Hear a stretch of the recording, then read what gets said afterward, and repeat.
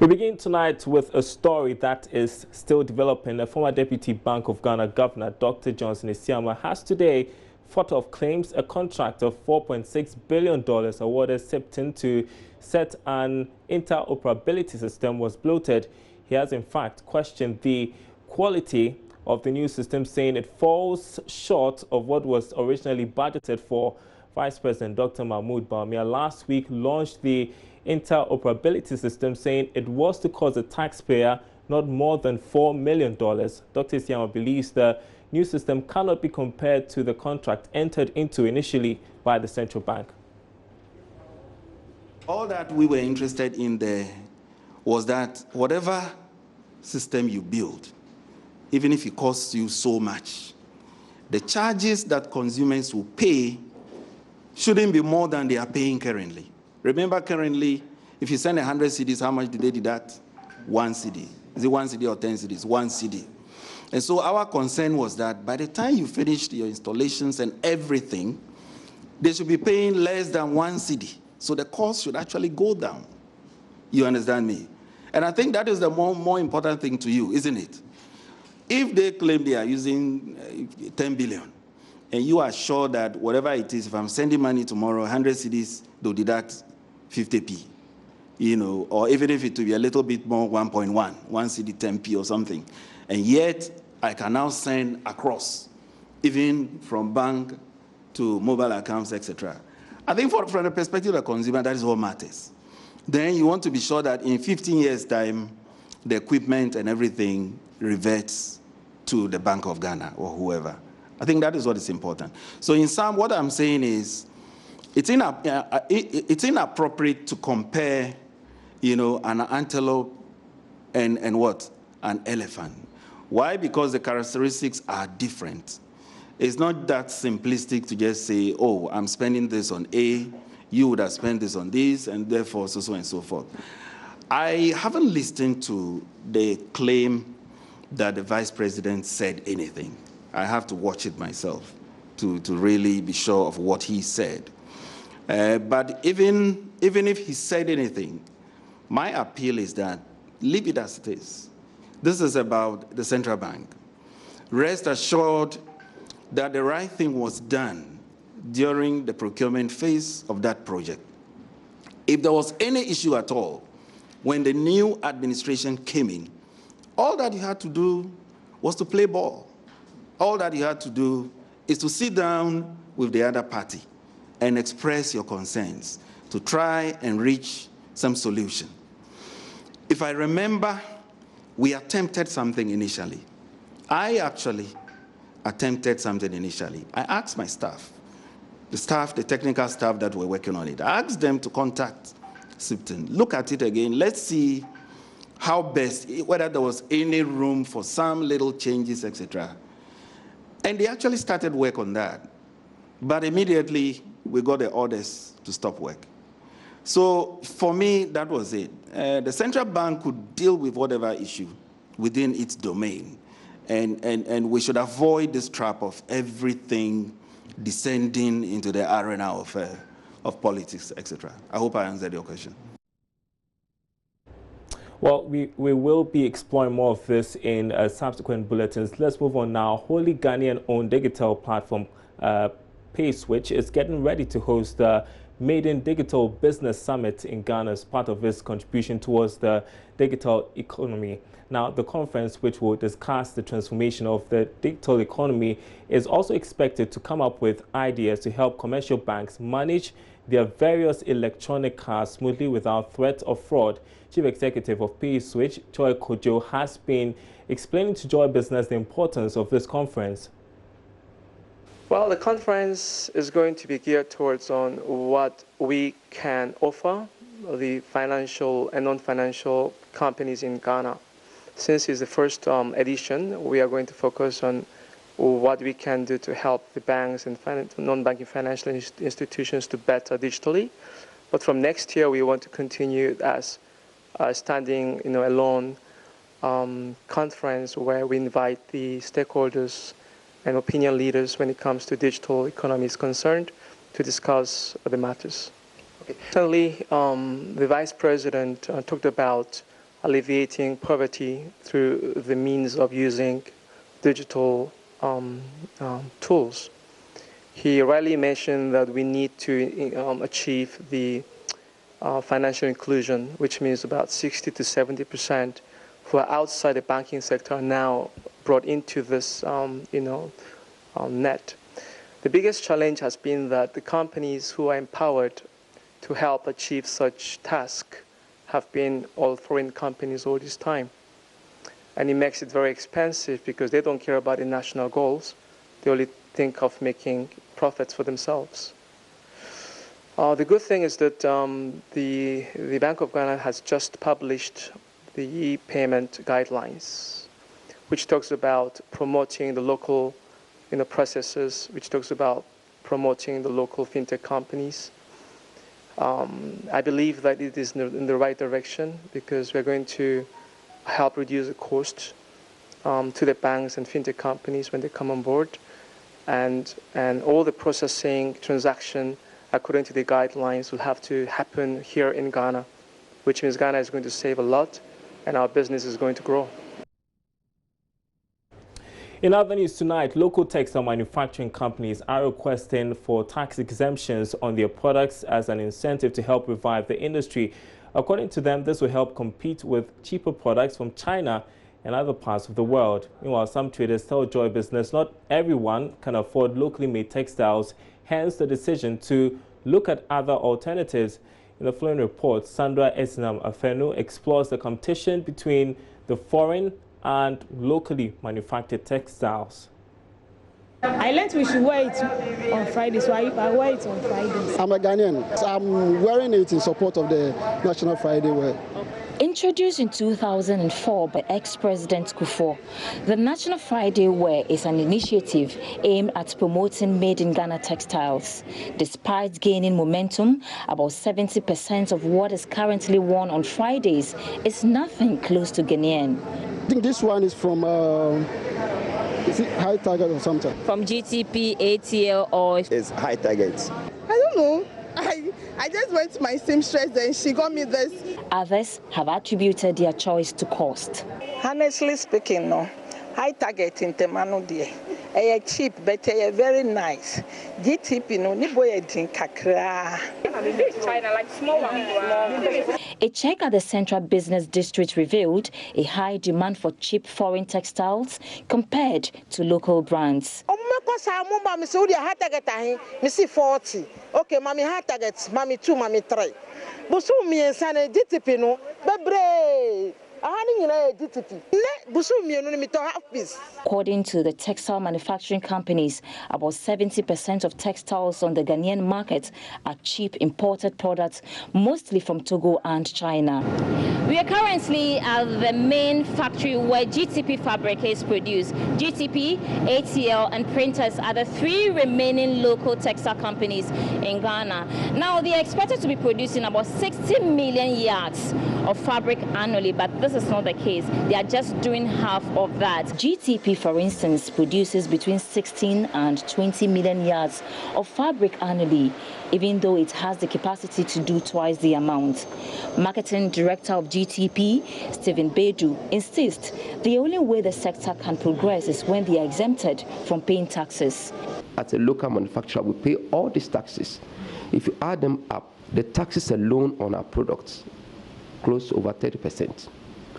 I can assure you that if that 30% is off our products, we can compete effectively on the marketplace. The introduction of the tax stamp, according to him, will curtail the situation. Not only are the producers of these cheap brands competing with cost, but also copying local designs, and industry players say the tax force appears to be doing little to solve the situation. But some traders disagree.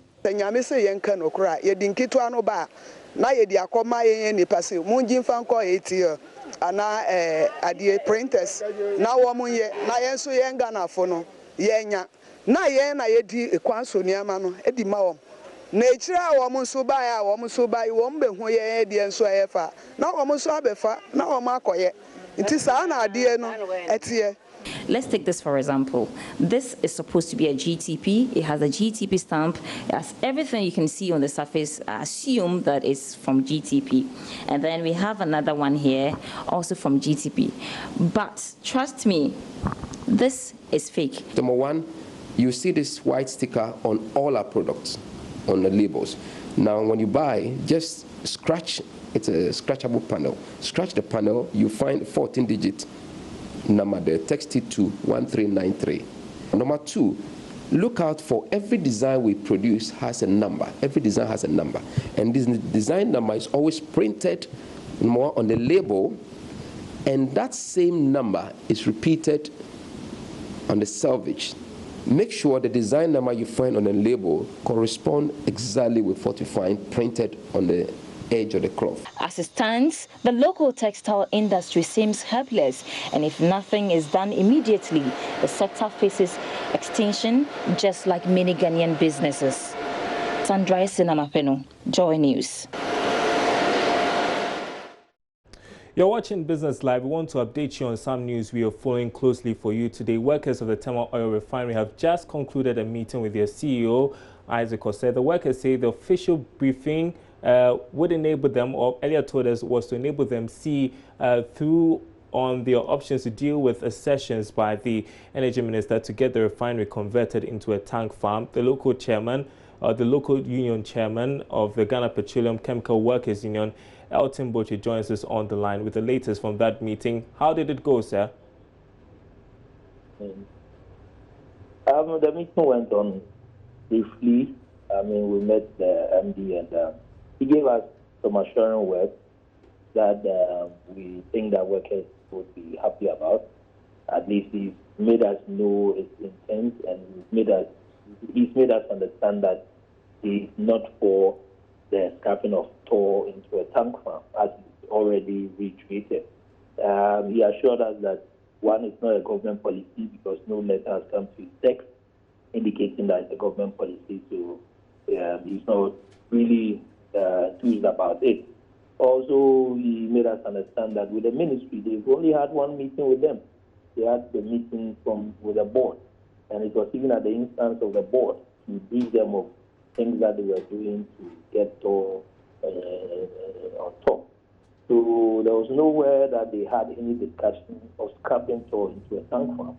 So for him, those statements that came were not the best, and he's done his best. At least he's come out to make the world understand that there's nothing like that happening in tar.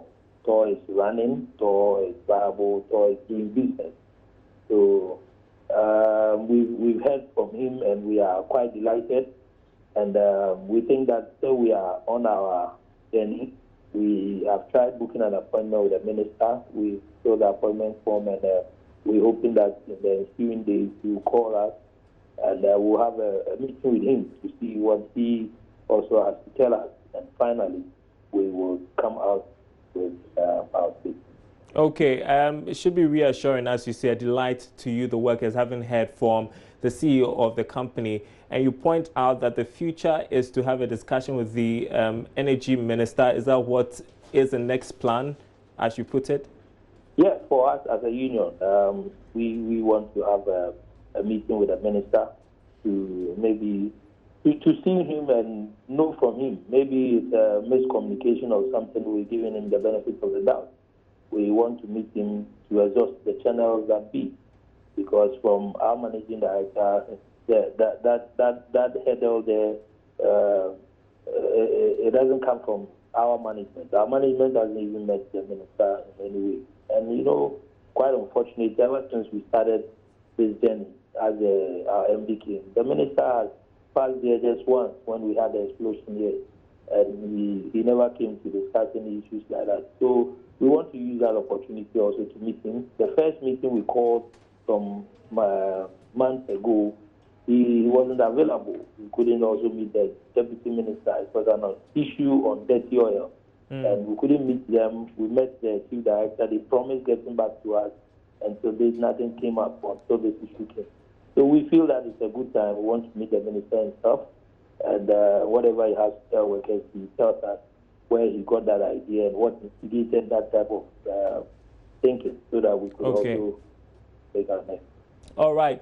Thanks very much for your time tonight. Elton Botwe here is union chair for the toll workers. Meanwhile, the current situation has a tendency to affect future investments into the thermal oil refinery. That's the view of energy expert Kojo Poku, who says international platforms where the energy minister declared the possible fate of toll can undermine the level of confidence of foreign investors and does not send the right signal to the investor community. He spoke with Emmanuel Abuajiriafe via Skype. For me, I want to reiterate my belief that this thing about scrapping the refinery and building a tank farm is not a government policy. It's a miscommunication issue, and I'm sure in the coming days it will be resolved and a proper statement will come and everybody would be comfortable with the government policy on helping TOR build a new tank farm. Now, if you are looking at investor confidence in the country, in terms of the minister making those announcements or those statements outside the country, it doesn't help. Because at the same time when at OTC, various players are gathered, the MD of TOR was there trying to get investment to come into TOR to revamp it and to also get investors for the new refinery which they propose to build. So when there is miscommunication or double messaging coming from the same country, it doesn't augur well for the country and investor confidence. All right, we are taking you back to issues of trade. Deputy Minister of Trade and Industry, Carlos Ahenko, has charged the newly constituted Retail Market Trading Committee to ensure that the Ghana Investment Promotion Center law on retail trading in the country is enforced rigorously. The 21-member committee, which was inaugurated in Accra last Friday, is expected to storm the various retail markets with a checklist to ensure that foreigners abide by retail trade laws of the country. He, however, cautioned the members of the committee against intimidating small-scale traders.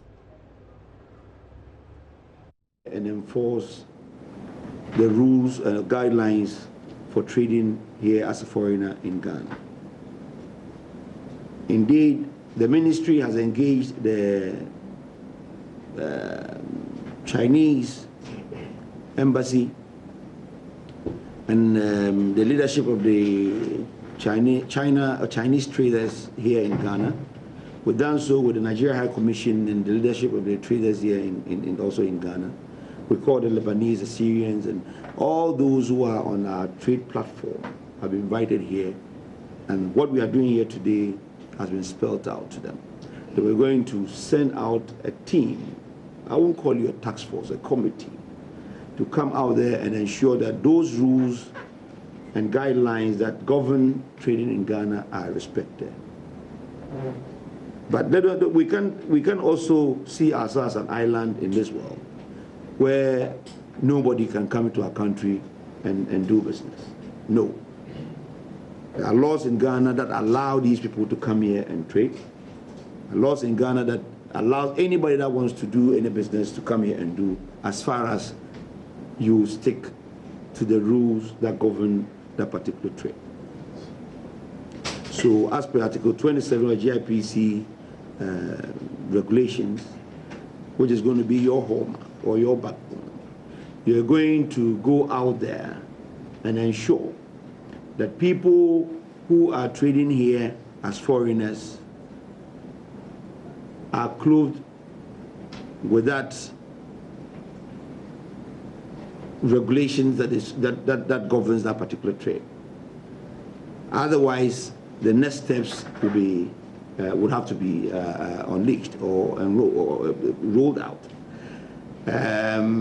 We also know that there are people here in Ghana or Ghanaians who are fronting for some of these traders. We think that it is a bit backward. We think that it is something that does not help us as a country. If you decide that because you want to fill your pockets or you want to make your family comfortable, you make a large number of Ghanaians suffer, that I think is not appropriate. You are going to find a way to identify these people for us to fish them up. And the necessary laws that control such activity would also be ruled out, and whatever happens, we'll let you know. Meanwhile, the Ghana Union of Traders Association, GUTA, believes the establishment of a retail trading committee will only be effective if laws to clamp down on foreign retailers are effectively implemented. President of GUTA, Dr. Joseph Obeng, says local retailers are bound to effectively retaliate if existing laws continue to fail. The Ghana Union of Traders Association, GUTA, has cautioned that local retailers in the country are bound to embark on massive protests should the recently constituted Retail Markets Trading Committee fail in the execution of its mandate. Speaking to Joy Business, President of GUTA, Dr. Joseph Obeng, stated that even though local retailers are content with the establishment of a new committee, they still have doubts of its success. We had our own strategies, having come to realization that the state cannot help us. So we are about to roll up our strategies, a very serious strategy and all that.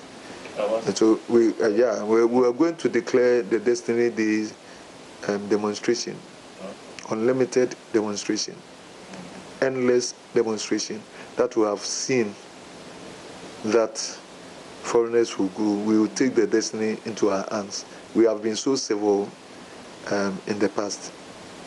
So this is probably the last opportunity, because we don't know what might come with this. But then we wouldn't wish that we go on that tangent, because that one would be maybe violent or some sort. And that's why it is important that all the stakeholders who form this committee should take it very serious.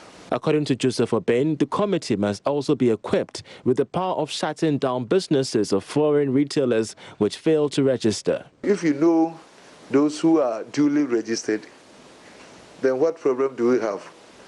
Then we know those who are registered, so the rest have not registered. So the task force, the work of the task force will then be very easy. So we have so many strategies for GUTA, with the areas that we are going to push to make this exercise, this particular exercise, to work. So far, the Trade Ministry has been urged to sensitize the public on the effects of foreigners engaged in retail trade and regularly engage executives of foreign trading associations to ensure a successful compliance. In other news tonight, competition in the technology-based transport sector appears to be intensifying. Another operator, Relate, has begun operations in the country. This brings to the number of major players 3. The development could offer some competition to industry leader Uber, especially at a time when some of its drivers are threatening to abandon their services because of poor conditions and issues with commissions.